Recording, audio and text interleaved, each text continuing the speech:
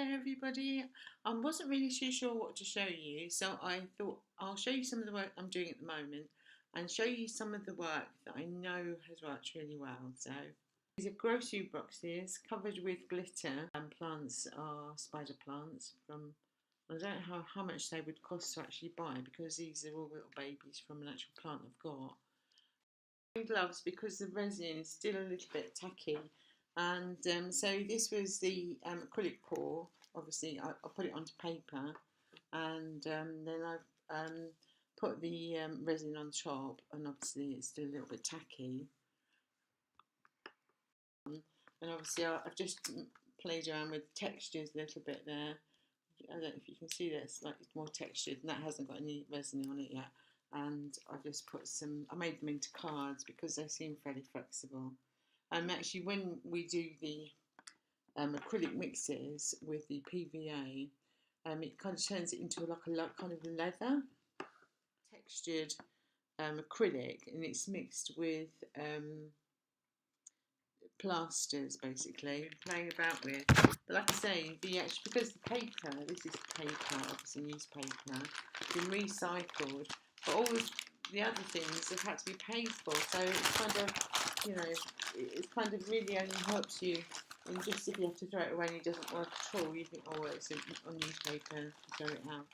But I can't honestly say that it's economically viable, because really and truly, I suppose the old adage is that you use the best quality materials that you can, and the fact that I'm using newspaper is really to appease my own conscience. But so it literally is a ceramic pot that was actually a bit old, so I washed it, cleaned it down, painted it black, and then painted it with some acrylic paints. But one of the things I have found is I have to use some of these additives.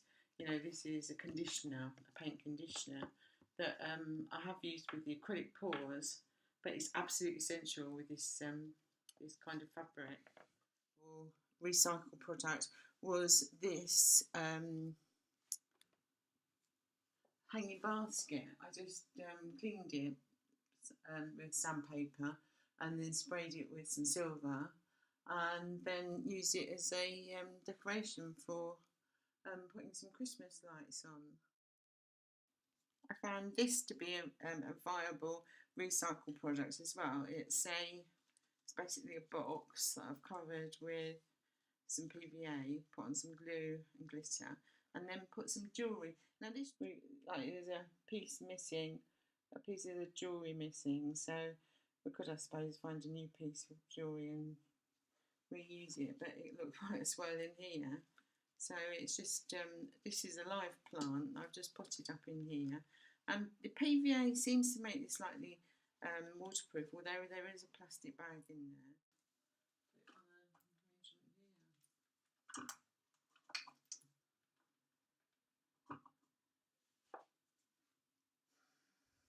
I think that works really well. I might actually go and get some lights for it. This is an acrylic pour with the resin that I've actually been brave enough to put straight onto a canvas. So it just needs one more coating of resin, I think, but it's still a little bit tacky, so I'll have to. Luckily I've got this massive hallway, and this is a painting that is 4 foot by 3.5 feet, so get some input as well. This is one of the babies, and these I really do find economic to actually reproduce, because I don't know what the price of these are to buy, but whatever they are, it's so reasonable because you can easily package these up. You put the pot into a plastic bag, and then just some crepe paper. I've cut it into a square, and then just scalloped it and doubled it up. Put some glitter on it. Put some glitter, and then just by putting I think you've made a reasonably nice present for somebody. and it really cost you whatever the cost of the crepe paper is. I can't remember how much that was, but and a few sprinkles, which probably is a penny. I don't know how much these things are actually, but anyway, there are. These are just bits of broken jewellery that I put together on a wire, and you can just pop that in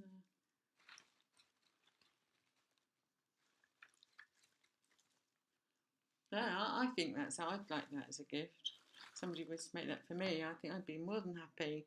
And I can't imagine it actually costing any more than 50p.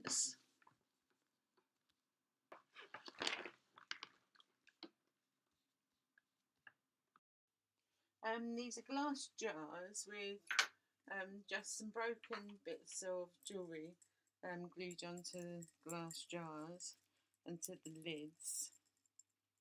And then these are all broken bits of jewellery that we just seem to collect. And then if we just put a light in there, just by putting an LED light in,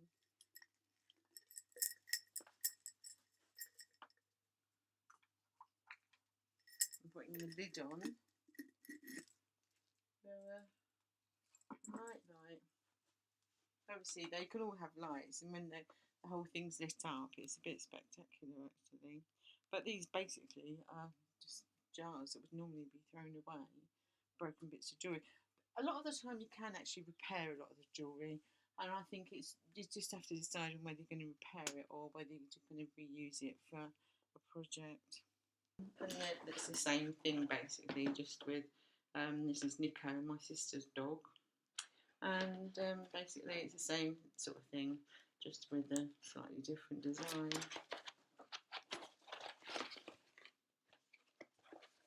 Made out of pipe cleaners, and it's really sweet.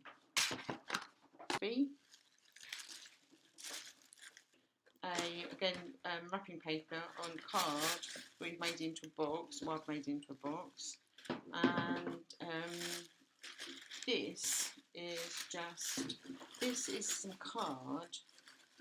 Is it card? No, this is a cereal box actually. This is a cereal box that I've covered in this jute, and just found some buttons and stuck them on with a heart that. And then I've used a stitch, a 3-stitch binding method for